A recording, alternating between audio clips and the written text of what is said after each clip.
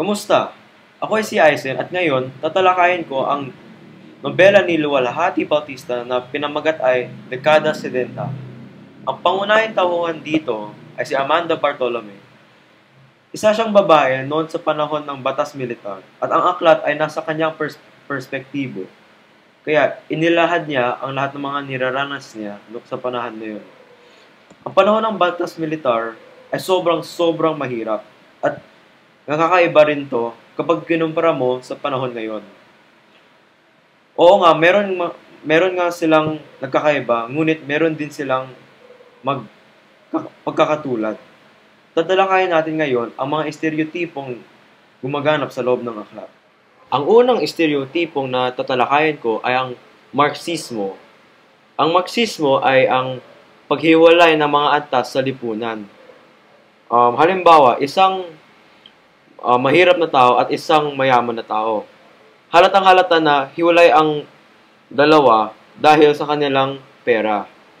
At pwede rin natin makikita dito sa Dekada 70 ang Marxismo.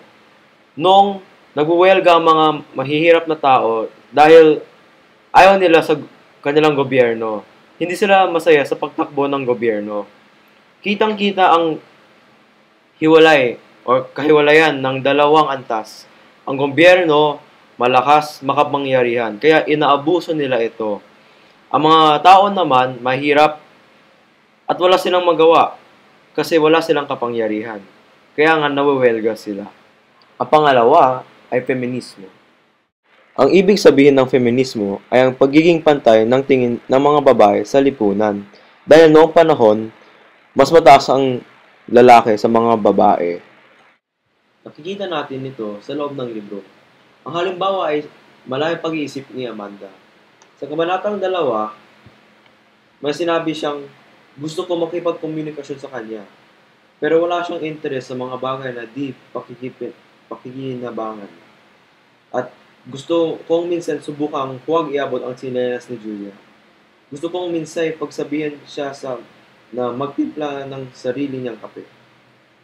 Ang ibig sabihin ng mga ito ay, oo, may utak siya, pwede siyang mag-isip. Kasi noong panahon na yon, ang isang asawa ay housewife lang. Wala siyang, ang mga ginagawa niya ay di gaano ka-importante kapag ikinumpara mo sa mga lalaki. Kaya tingin ng mga lalaki na mas mataas sila kaysa sa mga babae. Pangatlo, post-colonialismo. Ang post-colonialismo ay ang mga epekto o anong nangyari pagkatapos naging malaya ang isang bansa. Meron itong mga impluwensya na kolonyal at ito ay sa pamamagitan ng damit, pagkain, at iba pa. Nakita natin ito sa aklat sa pamamagitan ng pagsalita o paggamit ni Jason ng wikang Ingles. Nasakop tayo ng mga Amerikano at nung umalis na sila, may natira pa rin mga impluwensya nila at isa sa doon ay ang paggamit ng wikang Ingles.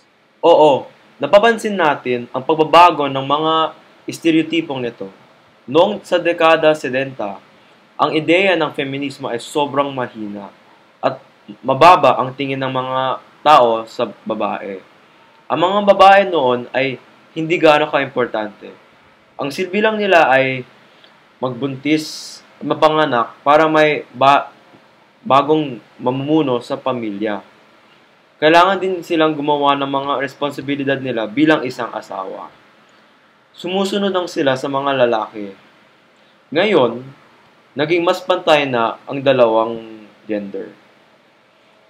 Maaari mo na magtrabaho ang mga babae, maaari rin sila magboto, at pwede na rin sila magpolitika. Ang pagiging post-colonialismo ay nagbago din.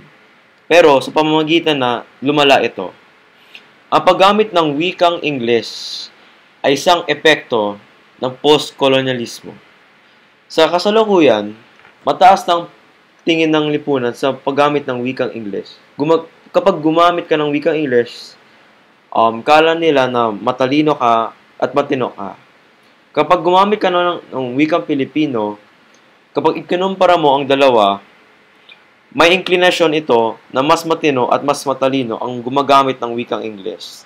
Hanggang ngayon, malakas pa rin ang mga impluwensya ng kolonyal. nararamdaman pa rin natin ito.